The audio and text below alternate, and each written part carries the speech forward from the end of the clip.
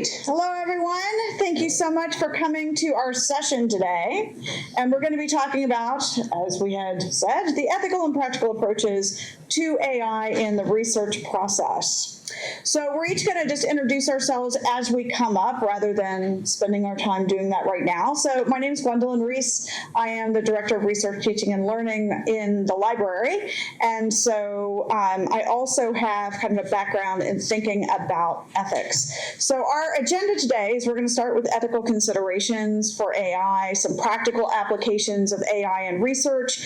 Then we're going to be talking about the information literacy framework for AI specifically, and AI use and evaluation. And then we're going to show you some instructional modules that we have available to you that have to do with AI that you can use with your students.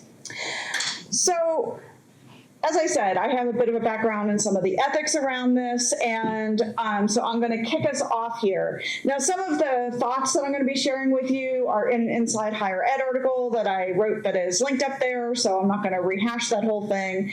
But one of the first things that we wanted to invite us to do is to try to flip the script a little bit. And instead of beginning to think immediately about, like, what can AI do, instead think as a beginning, what is human work? What is the work that is appropriate for humans? And then as we think about that, and so I would say things like anything that requires a value judgment, that is something AI, that is human work. Things that require our critical thought, our analysis, our creativity. Things that help humans thrive. All of that is human work, and we're going to be talking about it that way. Things that are maybe not human work are things that are drudgery, things that are dangerous considerably, things of that nature, but still we need to see where that, so those are the places that we might want to consider. Can you then use AI in an ethical way to take some of the drudgery, the time consumption part, but we never want to get rid of the part that requires humans to do the work. So that's just one of the very first things that we kind of wanted to say, is to be thinking about it that way.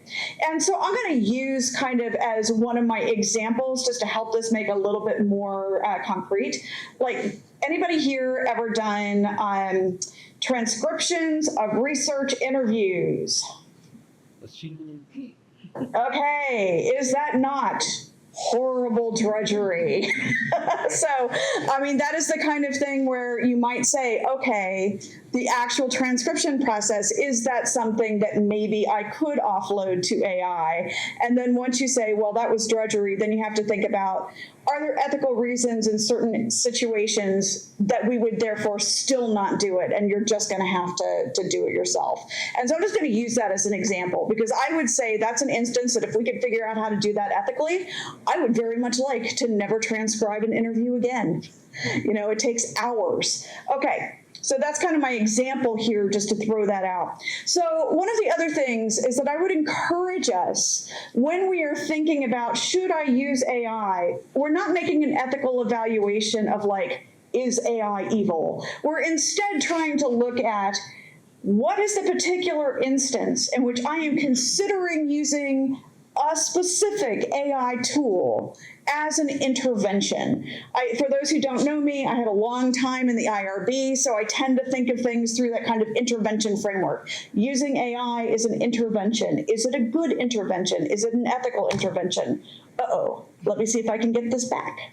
What just happened? There we go. Good. So, like, looking at it for what is the potential use in a specific instance with a specific tool, very bounded. How can I make that ethical? And is it ethical? Are there mitigations that I could put into account? And that will help us as we go through this, rather than trying to do summary judgments, which is probably not actually useful in research.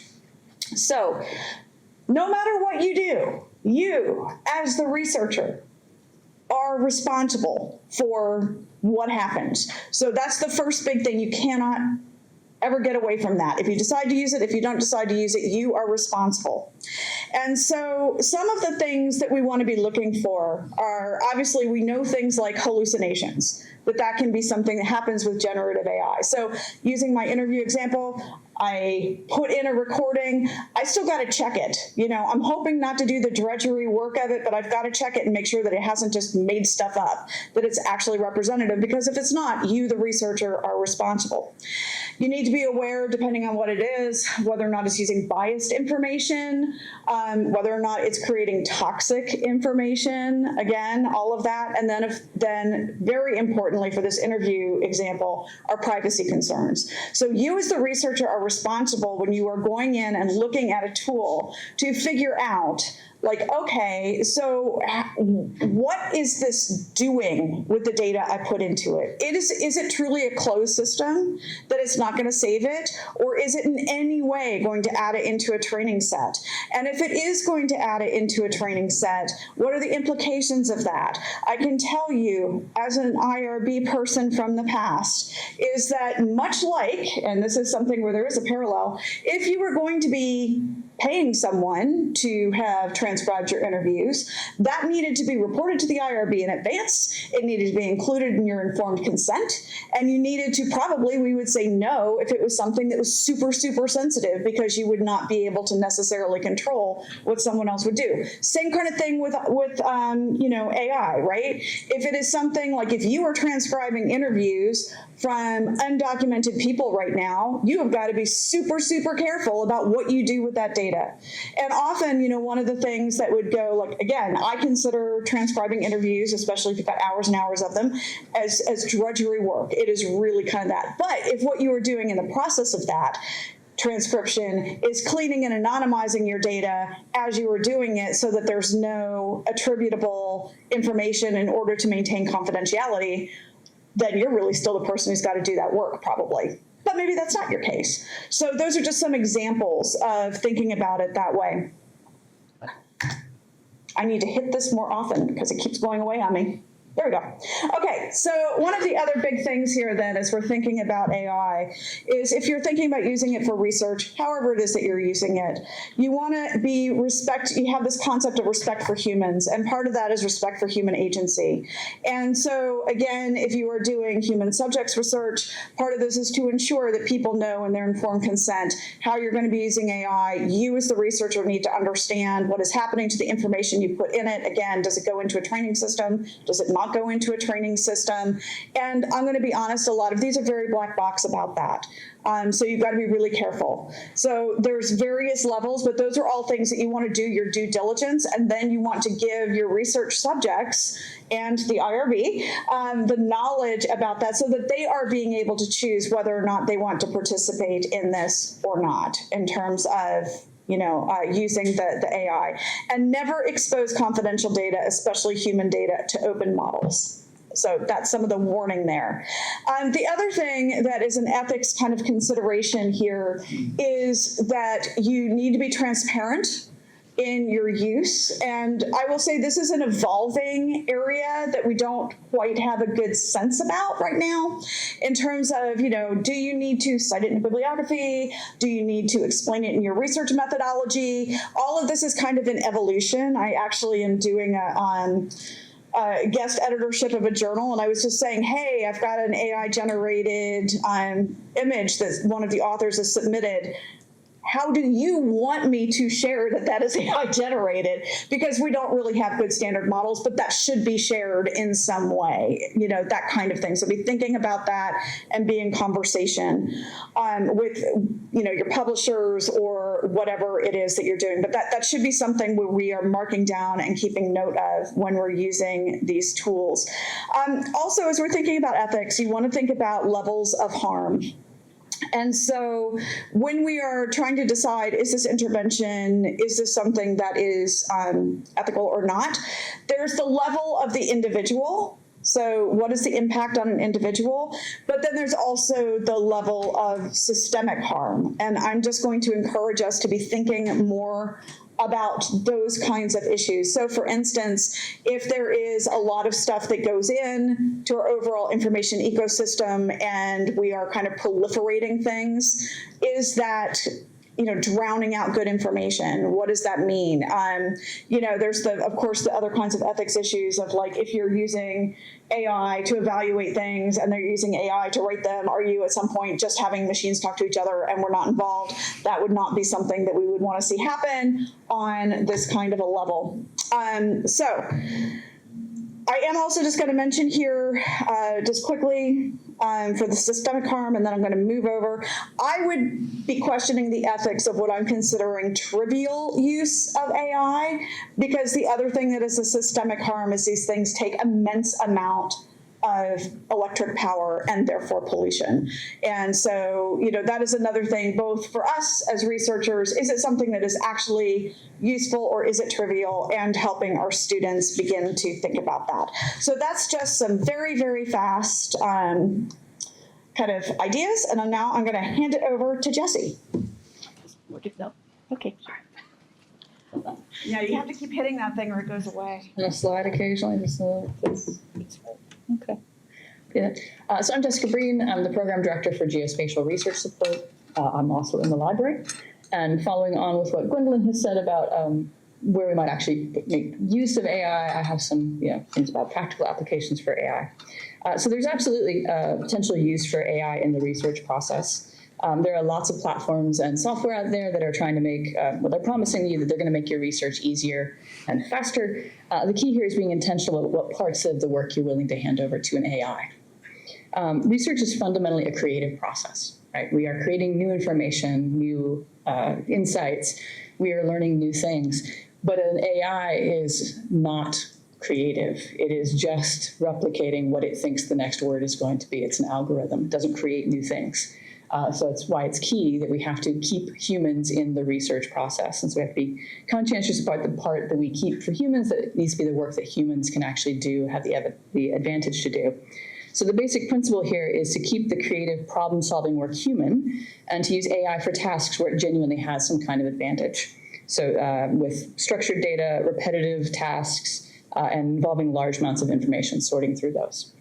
So I have 3 little use cases here for this. So the first one is literature reviews.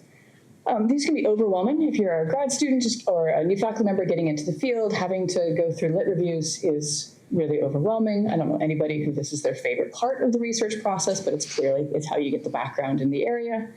And AI actually can help you with lit reviews, just not where people tend to want to put it. They tend to want to ask AI to summarize articles for them. Articles already have a summary. It's called the abstract. Read the abstract, read the end of the paper, right? It's the thing we all learned in grad school, how to read an academic paper. Reading the paper is really important, right? It's how you make those connections to your own work. Is there synergies that are happening there? But what you can do, there are software like Research Rabbit, the whole point of which is to take a couple of key pieces of literature that you know are important to what you're working on, and it can then use the citation structure to tell you how that paper is cited, who cites it, who's citing back. It creates these little knowledge graphs of connections. So you're actually visualizing the conversation that is the academic journal, right? That can be really helpful if you're new to a field, that it helps you sort of find yourself as a puzzle piece in that, that universe of conversation to where people are not conversing back and forth, right? You're looking for those, my favorite word, lacuna. You want to find the gaps. So a Research Rabbit can help you do that. And I mentioned Research Rabbit because it's the one that I have used. It's free, it's online, so you don't have to care if you're using a Windows computer or a Mac. It's the important thing to know about, I didn't hit the button. No, I changed the thing. The important thing to know about a piece of software like Research Rabbit is that all of these things are working off a corpus. You need to know what the corpus is. In the case of Research Rabbit, and about 99% of this kind of software that I have looked at, the corpus is the same one. It's Semantic Scholar, which is an older database of mostly STEM articles. So if you're working in social science or you're working in humanities, it might not actually cover what you need. So you should think of a piece of software like this as a starting point and not being all encapsulating. It's not the end point. It's just going to help you speed the process up. But if you're looking to use multiples of this software, often they cost money. So you should look at what the corpus is, because there's a good chance that you're using pieces of software that are looking at the exact same corpus, which is a waste of time and money. So you should know where you're getting your data from. Dun, dun, dun. All right, so the second one, talking through your data. This one's kind of fun. RAG AI, so like a Google Studio, is a piece of software that you can do this with. It lets you upload your PDFs to it, and then you can sort of talk to it, right? It's like a chat GPT sort of thing. You can actually ask it questions. Google Studio is kind of weird in that it will actually make podcasts out of your information, which is a little disturbing, but kind of fun. But you can hear the AI talk about your subject so that you can, since you know what was in those PDFs, you've read them, you wrote them, you know when it's hallucinating, which is really handy. It's also unlikely to hallucinate because the corpus is very small. But you can, basically it becomes your best friend, colleague who will talk about your research ad infinitum. Because nobody else wants to talk about your research as much as you do, except for a RAG AI. It will chat with you about this for the rest of time if you let it, but it helps you. The difference between writing and talking, that mental jump, often helps you figure out where there's a mistake or where you're not making a connection. And so using something like Google Studio will help you do that, which is kind of fun. And the third one is repetitive data handling. I do geospatial research support. I get students who come in with 3 years of daily data, so it's over 1,000 files. They need to change the file name, put it in a new folder, make it a different kind of file. Usually, and that's not actually terribly complicated from a computer science standpoint, but if you don't know how to code, you're going to sit there for hours and do that kind of work. But an AI, if you can describe what it is you want to do, I want to change the file folder name, I need to put it over here. If you can describe that, the AI can actually write code for you, either in your operating system or in R or in Python, that can actually make that repetitive data handling much, much faster. So that's part of the grunt work that you can get rid of. And the key thing here, very important about the repetitive data handling, you are not asking AI to actually do analysis. They are rubbish at math, so do not ask them for that. But they can help you reorganize your data and make sure it's in the right formats. They can help you filter it out. You do need to know what the correct answer looks like. So you are checking this, you are reading it over. And then sort of the general caveats here. You need to know the source of your data, or what the corpus is, to know what you're looking at. Review those outputs carefully. You know what you're doing, you know what you're trying to get out of it, so you have to make sure that it actually did that. Sometimes it does not. And then the big thing is, don't outsource tasks that are about understanding. Outsource the ones that are tedious, but all that analysis and decision-making needs to stay with the researcher, because that's the whole point of research. And the next person is up. Katie. Want me to? Are we doing it? No, do that. Okay, we're just going to keep shifting around. All right. It's a tea party. I'm Katie Hutt. I'm the Business and Economics Librarian. So I'm going to switch gears. I'm going to pivot from talking about using AI in your own research, which Gwendolyn and Jesse have just done wonderfully, and discuss some approaches to instructing students how to use AI in their research. So I'm going to be talking about this fairly theoretically, but Sarah and then Melissa will be bringing more applicable approaches when I'm done talking. So the library's goal in teaching what we would now probably call AI literacy is to have students think very critically about both when they should be using AI and also what's in the AI. So thinking about both of these from a really critical point of view.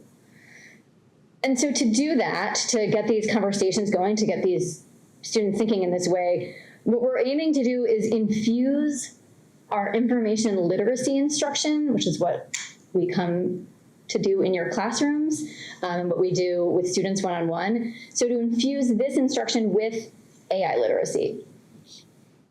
There are several good AI literacy frameworks that have emerged in the last couple of years. And really within the last year, they've kind of been coming out more fast and furious, right? As we all try to get a handle on what AI is and what it means. One of the library's favorites is AI Literacy for All, a universal framework, and it's by Leo Lowe, and it's this teeny tiny citation down here. Leo Lowe had been at the libraries of University of New Mexico. He's now the Dean of Libraries at UVA. This is a great framework because it's incredibly practical.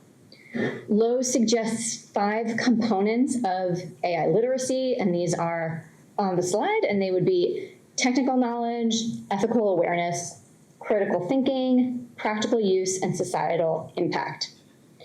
Within each of these components, he details competency levels. And then within each competency level, he offers corresponding content and activities. So you can really use this in your instruction. It's very applied, and I think it's really helpful for educators.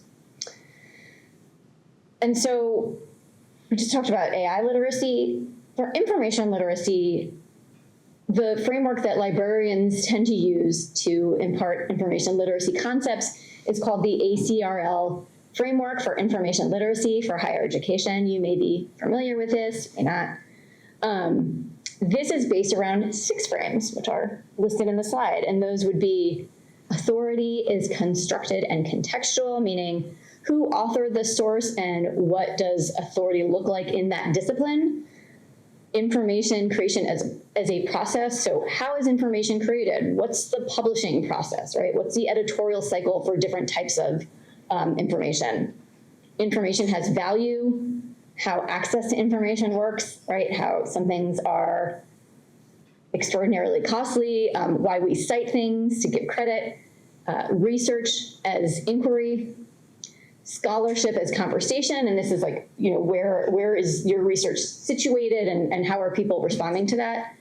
And then searching as strategic exploration. So there's these 6 frames, and as you could probably tell as I was detailing them, they are incredibly flexible, and therefore we think can really meet the needs of AI literacy.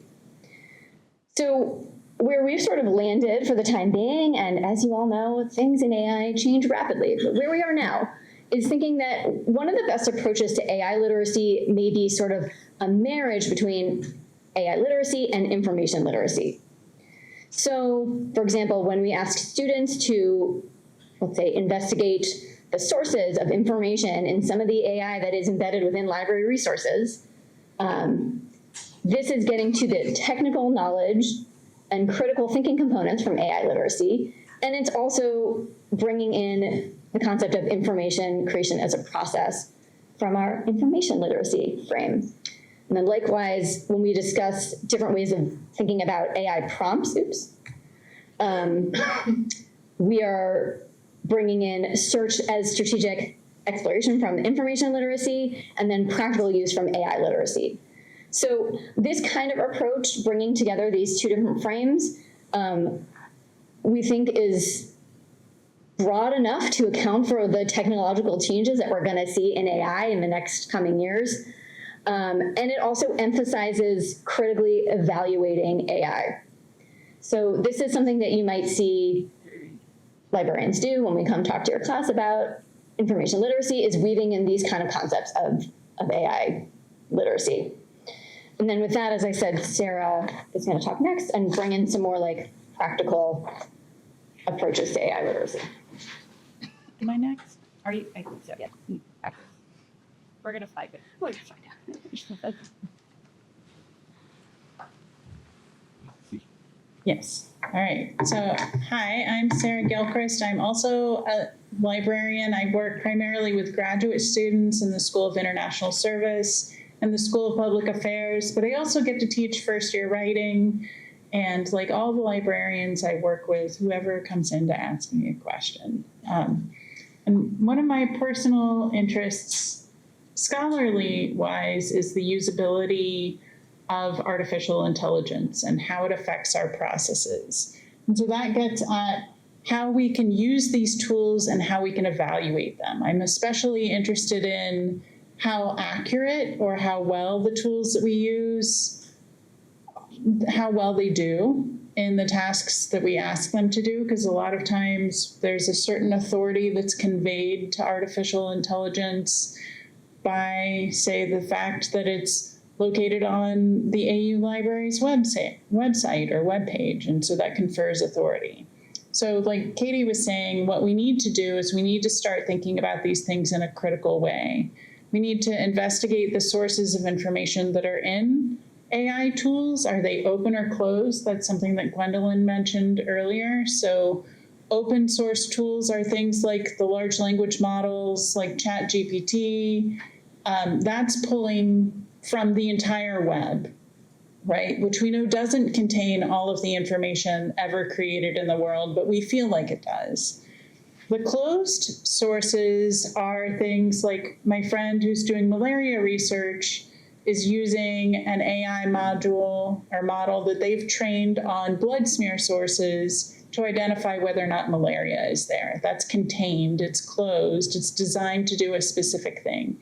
I think when we talk about AI, we often conflate artificial intelligence with large language models, especially since that's one of the more popular things that is coming up. But there are all sorts of ways that artificial intelligence could be used, including the Zoom transcripts that we have that Gwendolyn was talking about. And also we need to figure out which large language model is being used. I don't know if you all are familiar with Grok, which is the Elon Musk AI large language model, which evidently became sort of fascist. There's also the Chinese large language model, which all models, large language models, are sycophantic, but it tends to produce things that are more like propaganda instead of fact-based. And again, there's a black box component that's involved in this. So sometimes we can't tell exactly where the model is getting their information, but we need to do some digging, go beyond just trusting something because somebody told us about it or because it's on a page that we trust.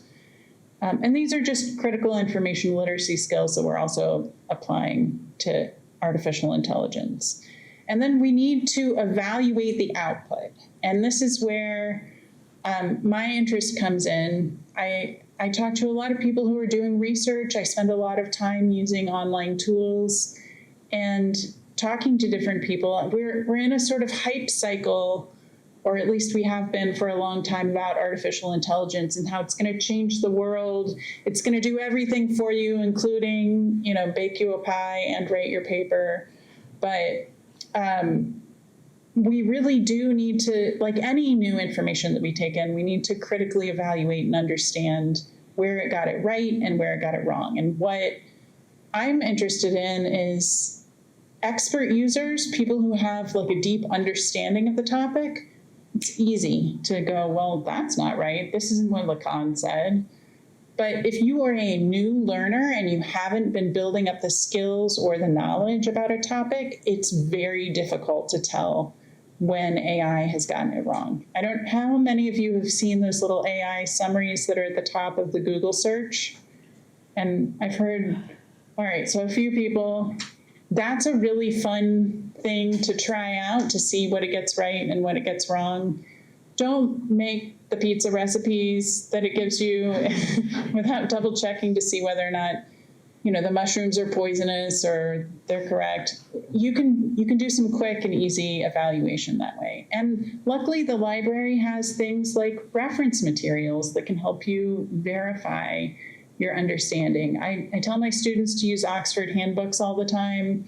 We all have confirmation bias. So like any information generation process, check what you think you know and make sure that it's written down somewhere.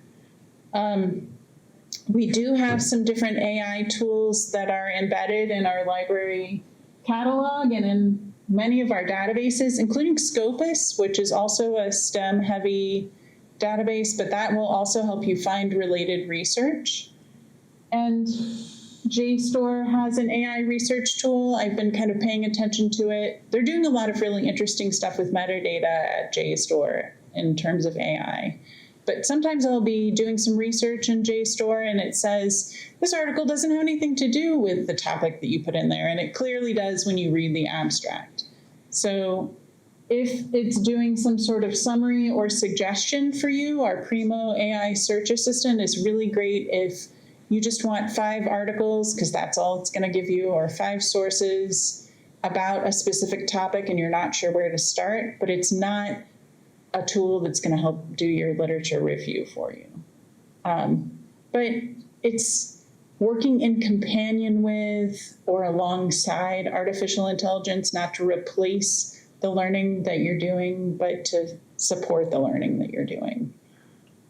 So our very talented librarians have come up with some lesson plan ideas, including one of my favorites, which I think Stella Hudson talked about, is open up ChatGPT or a large language model and ask it about yourself. You know about yourself. You know what you were doing in 1987. Maybe you weren't around in 1987 and you ask it what you were doing in 1987 and it tells you something that's completely made up. That's an instant way to find out the scope and the depth and the breadth of that AI tool. You can do a shared class query. So another librarian, Catherine Ray, had everybody in the classroom ask a large language model the exact same question, and they all got some variation on, some of them got similar answers, some of them got a very different answer. And like any algorithm, it's going to be based on what you've already looked at in terms of your search history. Oops. It's going to be based on the cookies that are on your computer. It's going to be based on what it thinks that you want to hear, which when you think about it in a larger perspective, we're really hyper-focusing our information retrieval system, which means that we're not discovering things that we don't already know about. The flipped research is having your students research and write something and then go and see what ChatGPT or other large language models have to say about that and doing some comparison. That will help them engage their brains in a deeper, more meaningful way. So practice critical thinking, perform lateral reading. This is basically fact checking where you look outside of the original source to find reference materials that help you confirm or deny information that is in that source. And then understanding what the different limitations are for each tool. And that's going to change over time. Today it might be, I've heard, between 20 and 40% accurate. It might get better. If you have a specific tool that's designed for a specific task, it might actually get closer to 80 or 90% accuracy. But you still need to make sure that you're evaluating what you find. All right, and last but not least, We're just completely doing musical chairs. Hi, everyone. I'm Melissa Becker. I'm Associate Director of Research Teaching and Learning. I administer a lot of the platforms that we use to provide our research services. And one of them, and in addition to what Sarah has said for some practical applications, we do actually have some modules, some pre-made modules available that may help you introduce AI to your students. These are in a resource called Credo Instruct, which we have used for years now to supplement librarian-led instruction for information literacy. They are modules that are either static tutorials or videos and even quizzes that can be easily embedded into Canvas. You can grade them or not. If you grade them, it can add them to the Canvas gradebook. They tend to be pretty popular with the students and also are very good for inclusive pedagogy because they're available, in your Canvas course. Students can watch them again and again. They have transcripts attached to them as well. And this summer, Credo came out with some new AI modules to go along with their information literacy modules. They have some of them for faculty, 2 of them for faculty, and 3 of them for students, and I've kind of listed those out on the right. The faculty modules, one gives an introduction to AI, and then the other one actually has teaching resources, has some suggestions for activities that you could use with your students in your class. The ones for students are in the information ethics section of Credo. There's an introduction for them that's more from a student perspective. There is a module on using multimodal AI for data, images, and video. And then there's using generative AI for research. I thought that I would see if I could just show you if I can get over to, this is just what one of the pages looks like. This is from the introduction for students. And we have vetted these tutorials and we like them. They tend to be good at doing like this one does, like what does AI get right? And what is, what are the cautions to using AI? And I wanted to show you this page because they're always very good about referring back to the instructor. So this one says, you can brainstorm using AI if it's allowed in your class, all right? And it always refers back to the syllabus or the instructor for guidance on how you can use Gen AI in your classwork. I also wanted to show you just how you can embed some of these tutorials into your Canvas course. This is my sandbox Canvas course where I, try out things like this. And you can add a Credo module as either an assignment or a module if you like. I'm going to go into assignments here. Yeah. And I'm just going to add an assignment. I'll give it like a test AI name, and there's a description. The critical part is, where is it? Yep. Some type.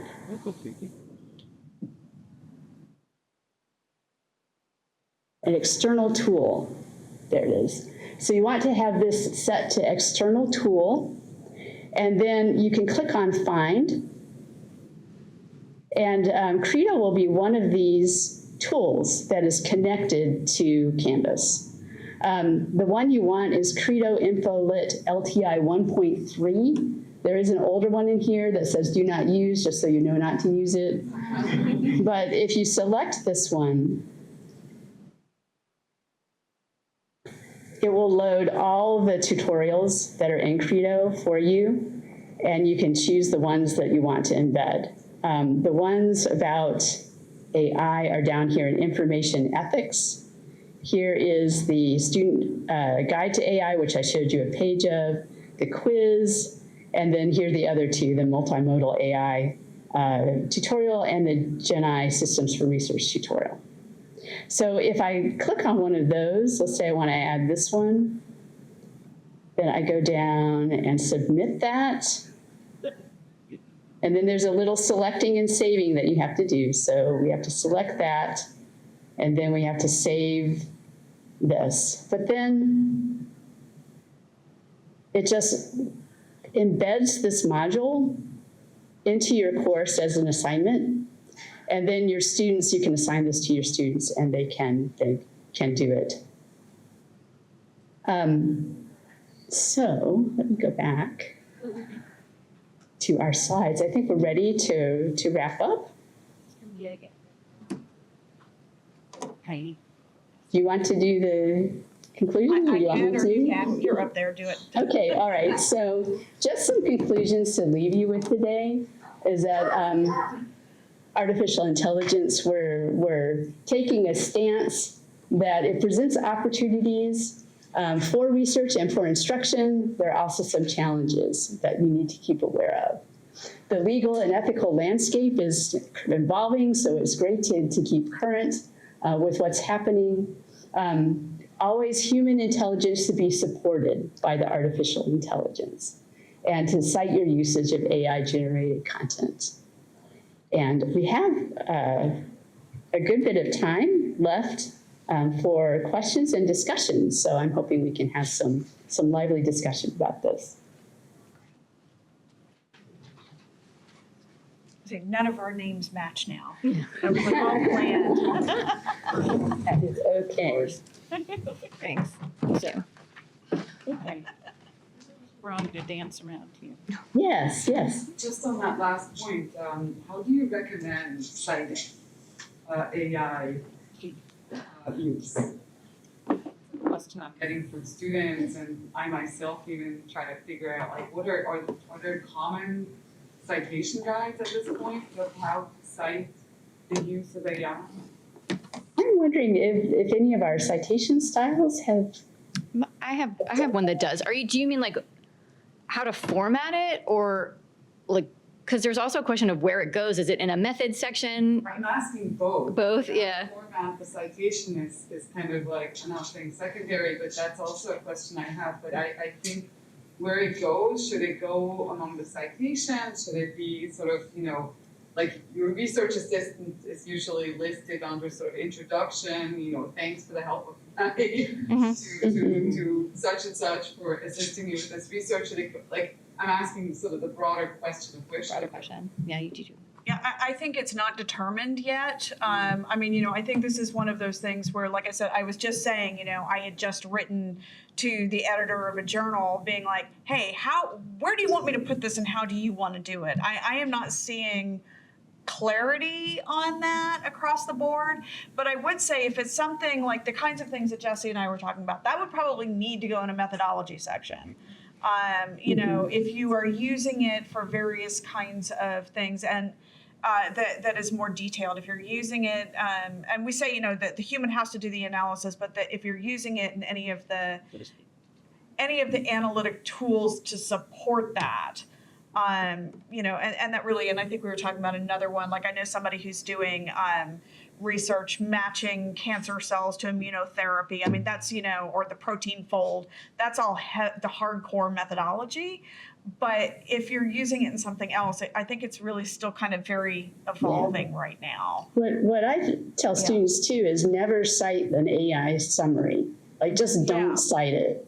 Go back to the original source and cite that one. It's kind of like Wikipedia, Yeah. Like you would- it seems plausible, like don't quote or cite Wikipedia, but Right, exactly. Yeah, you can think of it that way, I think. Just don't even cite the summary. Well, and so I do agree that it depends on how you're using AI, and that's going to determine where it goes and how you're going to cite it. My example, I took a JavaScript class, and we were encouraged to use AI to analyze our code. And so in my code, I put my name, that I had written it, and that I had also received help from ChatGPT to help me analyze the code. So that's like one example that's pretty easy to do. But then in your paper, I feel like every citation style has a very different way of attributing things. Yeah, so I think part of it is like if you are publishing, be in conversation with your editor and about what it is that their style is, because I'll say some of what I'm seeing from different journals by the same publishing company is that there's still not consistency because it varies across discipline. And then probably if you're teaching, being explicit with your students about what your expectations are for that class. So, and Allison, I don't know if you have anything else that you want to say since. Well, most of the major citation styles do have guidance, and some of them actually have some helpful commentary. Like MLA style says, like, we do not recommend treating AI as author, for example. And then they also show, like, if a student is, for example, the example they give is, describe the symbolism of the green light and the green Gatsby. So if a student is lifting something from AI, they can create a citation that shows that they used the AI tool to summarize the purpose of the green light and the green Gatsby. There are ways to sort of cite that in different citation styles, but for student work, you may want, depending on the level, you might want to like mimic what's happening in the journal from what you know, like a method section, process notes, or a kind of metacognitive thing that allows us to try to disclose or describe the way that interactive they have to. did a whole presentation. Yeah, on our It's on your SharePoint, there's like a citations thing, but that was last year, so it may, like you all have said, it's evolving, and so probably we need to update that now. I know Kogod, which is using it in the whole school, basically, most of the classes they're recommending, they have a disclosure form. So it's, I use AI, and then there's like a checkbox for what steps they used AI for, which is which can be helpful. And then I was going to say, I know in APA, they recommend that the creator of the algorithm be listed as the author if you are citing one of the chat responses. So if you're using ChatGPT, OpenAI would be the author there. And ChatGPT would be like either the container or the title. I can't remember. But yeah, there's different. And it's constantly evolving as with everything. But I liked that disclosure form. I think that could be a helpful approach too.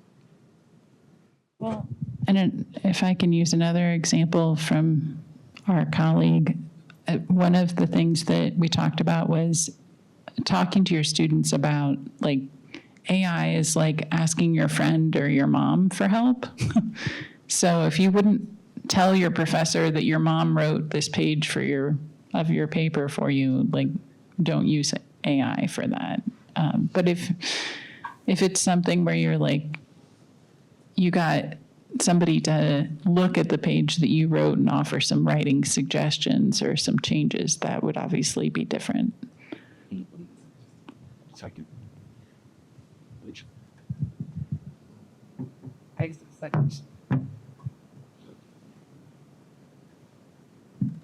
No, Blake. I have a question. So is there any research in AI tool which strictly, clearly state everything you uploaded to ask something will not be used to train AI? Is there anything like that? Google Studio says that that what you load into it stays with it, but Google has a bad track record, so I wouldn't believe them. So pretty much no. Well, I mean, I think You can run it locally. I mean, you can run an AI on your machine to where it's not talking to the internet. It takes a lot of skill to put that together. You still have to train it. It's a major pain in the backside. But you could set up a secure AI. Like U of M has one at their university that they can put all kinds of stuff into, and it does not respond to the training modules or doesn't output anything to training. But yeah, without an ironclad legal agreement from OpenAI, I wouldn't believe that it's not going anywhere.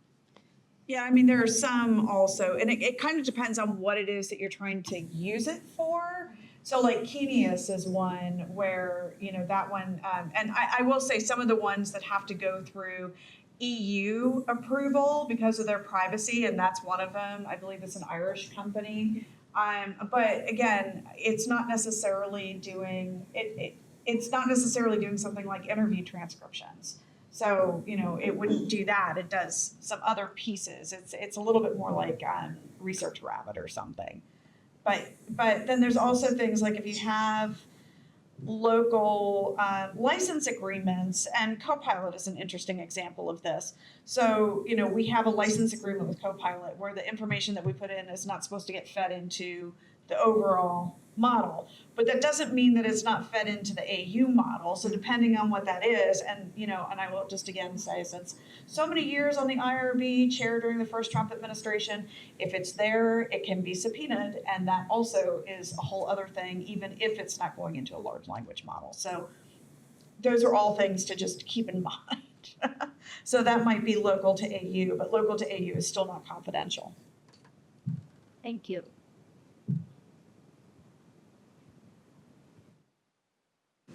Yes. I've got an ethical question about students who disagree about the use of AI. So I walk into a classroom, I'm like, everybody get out Research Rabbit and run an actual Y. And the student comes back and says, I'm opposed to the use of AI, but this assignment is not one I'm comfortable carrying out. What do I do? So What do you recommend? What have you heard from people who tried to do AI in the classroom about how they respond to the variation in student values? So Research Rabbit in particular is not a generative AI. It's an algorithm that's able to go through the list of citations and make the connections. You could do it by hand if you wanted to. I believe Clarissa could tell all about how to do these by hand, but it's a thing librarians do. But it's a pain. But generative AI, yeah, that's a problem. Yeah, and I mean, I think part of it is, that's a teaching moment, right? You have a conversation with them about like, what is your actual, what is the objection here? And then how do we look at it within the context of this tool? Let's take this as an investigatory moment and take a look at this tool. And it may be that there's something where they're like, no, it is harvesting my private data and I don't want to do it. At which point, in my opinion, you shouldn't make them do it. That's my, I'm pretty blunt about that actually. But I had the same issue, I'm gonna say, I had the same issue years ago when I had faculty who were like, well, I'm just making everyone get a Facebook account. And I'm like, are you? Really? Because there are some people who actually can't, depending on, if they have certain kinds of security clearance. So, I mean, I think in those ways that's not a problem that is unfamiliar to us.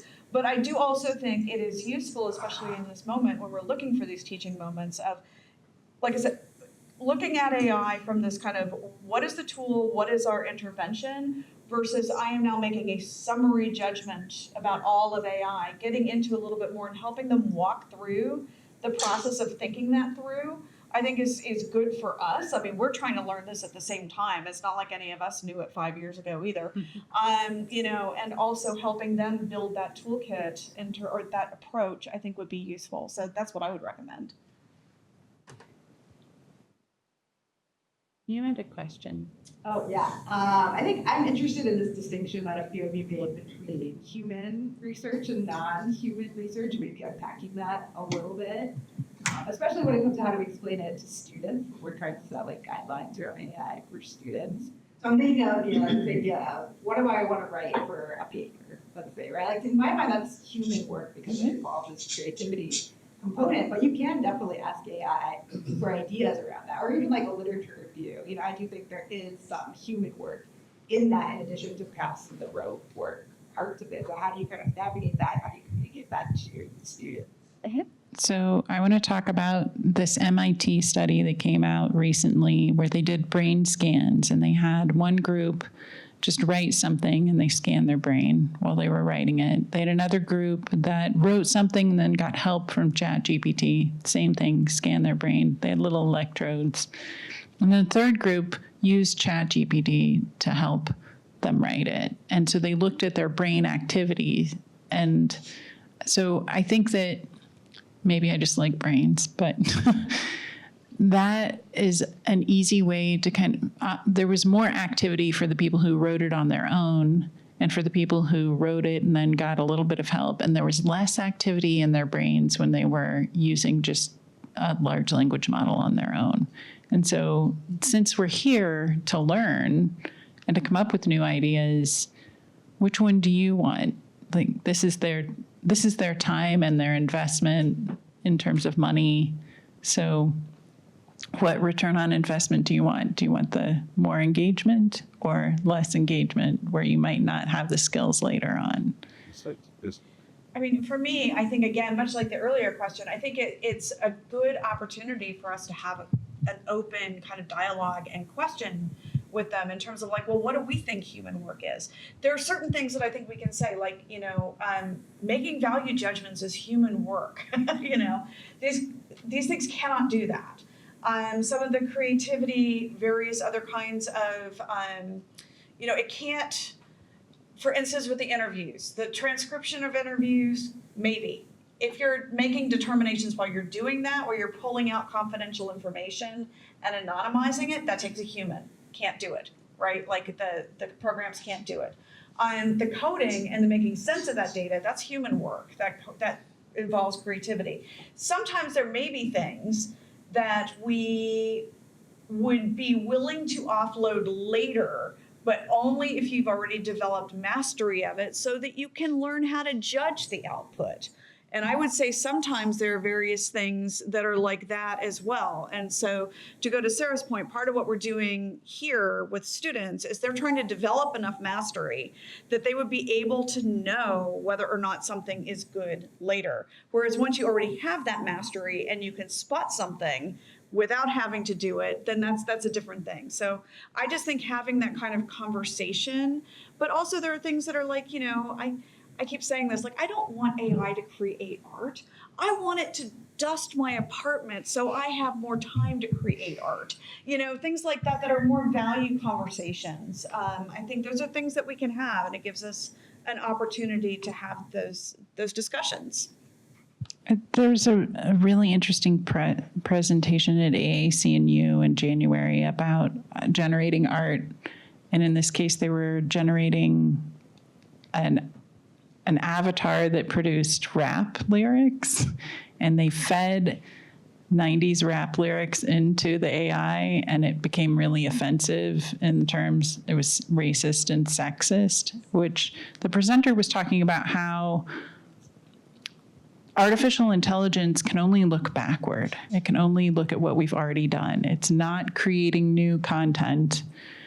And so I think that what Gwendolyn is saying is really important. Like, sometimes you do want it to create a picture of 4 librarians in front of a bookshelf, but is it going to be stereotypical? Like, we could use it as a way to analyze the way that we've thought about things in the past. We can use it as an analysis of how the algorithm works, but is it going to produce scholarly work for you with new insight? Probably not. I think it's really interesting to see what it does and doesn't produce for you.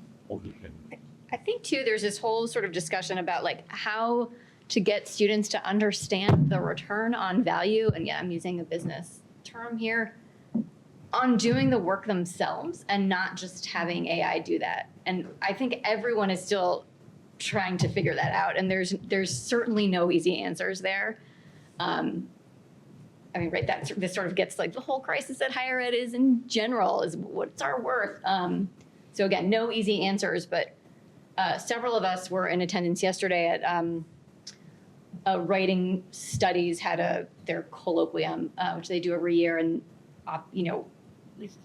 using AI to wholesale write your essay is a big problem in that discipline, or a big problem that they have to tackle, or an interesting issue. And one of the things that several of the writing studies instructors kept falling back to was you kind of have to make it like a safe space for the students to fail, so that they're not striving for perfection all the time. Because a lot of times students and humans will use a tool that makes something easier if they don't think they know themselves how to do it. So part of it is creating sort of that like not warm environment, but environment in which you're learning here and it's okay to fail. So I think that would help somewhat, but then you're also going to have the students who, they're not taking that class in major and they think, well, I don't need to know how to do this, so I'm going to get a lot of help. And that's something else entirely. So yeah, there's a lot of things to play around with there. Yeah, I mean, there's Google DeepMind, actually, the ethics researchers at Google DeepMind, I don't know if they're still employed there or not, but they had that idea of like the individual and the systemic harms. They have a taxonomy of harm. We put, I did a simplified version, we put it up on some of the library sites, but one of the types of potential harms, which this gets to that kind of like what is human work, is dependence, right? And so that again goes to this, you have to know how to do certain basic skills. You might be able to offload them after you've had mastery so you can judge them. But if you never learn them, then that can create dependence on a model for different things. And I was talking to one of the other people in the responsible use of AI working group yesterday. And one of the things that is a little alarming is, as we want to think about like what is human work, is the difference in the types of questions that are being asked of AI now, like this year versus last year. The top ones are things like AI therapy, AI companionship. In my mind, that's human work. And I think that's a discussion. I mean, this is my opinion, but like that was not as high. Those are like the top ones right now. And to me, that's concerning because I don't know that I would want to see that outsourced to AI. I think that's human work. Like relationships are human work. So, those are just some of the things, but I think as we're thinking about it with our students, having some of those kinds of conversations, what is human work, including what kind of work do they think is going to be fulfilling as they go forward in their own careers, which are going to be shaped in ways that we don't even know. What are the parts that we want to say, this should be human? And these are the parts that, honestly, if we could have gotten them done by machines years ago, good. Because there are things that are like that, I think. So that's my opinion. I have a lot of opinions. So, Betsy? I have shifting a little bit, an ethical question. It has to do with, some students will jump on AI, some don't want to use AI. I'm the professor, I have to assess their work, I'm grading them, but they've used very different amounts of assistance in AI. And how do I go about grading them fairly? And can I guilt trip them to say, to just really encourage them to disclose their AI use, even though it's on my syllabus, and say, I'm going to spend 45 minutes grading this essay and helping you become a better writer. If AI wrote this and the shoes were reversed here, and you were spending 45 minutes helping the machine become a better writer, how would you feel? And I really want to guilt trip on that, though I don't think that's very nice. So, any ideas on sort of the fairness of assessing them when some people have jumped in and can use it very effectively and improve their work? And others are still saying, I want that 100% learning opportunity, and I'm not going to use it. Do you talk about the growth mindset at all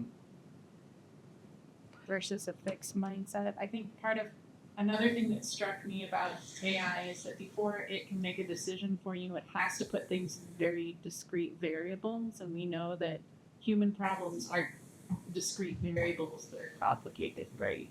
And that gets to this fixed right or wrong A or F kind of mindset, or the growth of the learning mindset, and maybe presenting it to them from this perspective of, write your first draft without the use of any AI and turn that into me. And then if you want to use it, here's another, show me how AI helped you, or tell me how AI helped you, so that then you understand it. Yeah, I was going to suggest, I'm not in a situation where I grade. So in that way, I am coming from a place of relative privilege because I don't have to make those determinations. But it seems to me like part of it could be if you did have the multiple drafts, and maybe that could be an exercise. Here it is in AI. You've asked it to do something with this paragraph, say. Why do you think this is better versus that? What is it that it did and why do you think that's better? Some of that, like trying to expose some of the thinking, and then do you agree with that? That might be a worthwhile thing to do in class. I don't know. I will say I have now used it a little bit to help me. I had to get down to 3,000 words for something, and I had gone through and done my best, and I did use it for the very end of tighten this paragraph for me. It's like, oh yeah, okay, that took out 4 words, and but no, I'm not accepting that. But that kind of thing, I think is a useful way to use AI. But for students who are learning it, maybe that kind of iterative, but that does mean that they would have to give you both drafts, and that's a lot more work for you. So since writing is not your main thing, I don't know. So that's not super helpful, but. It sounds like a good use for the Kogod example that Katie was talking about earlier, with the little forms where you disclose exactly how you used AI. It doesn't solve the problem of what did they learn, but it would solve the problem of how much time do I spend on this if it's 90% machine learning. Yeah. I don't know if anybody else who does grade papers has any great ideas over here. As flawed as those Turnitin reports were, it was a really good conversation starter to have that. I wish that still worked with AI-generated content. But ChatGPT 0 has come out with a new program, a new tool where it can recreate the process of the student's writing.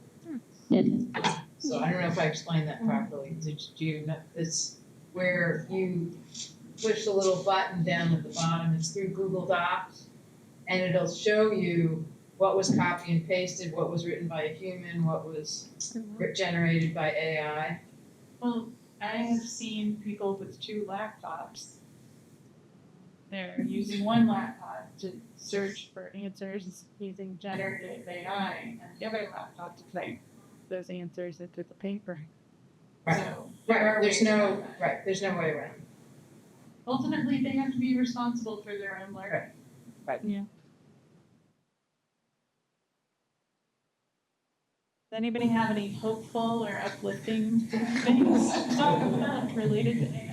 I mean, I have a friend who literally her life is being saved by, you know, some of the immunotherapy drugs. So, I mean, there are things, and I think, you know, some of the, especially some of the predictive Yeah. algorithms, Yeah. there's some stuff there that's just, you know, the pattern recognition, the ability to, I think that there are things, but there's a question of how you use them. So, yeah, It's complicated. it is. It's very complicated.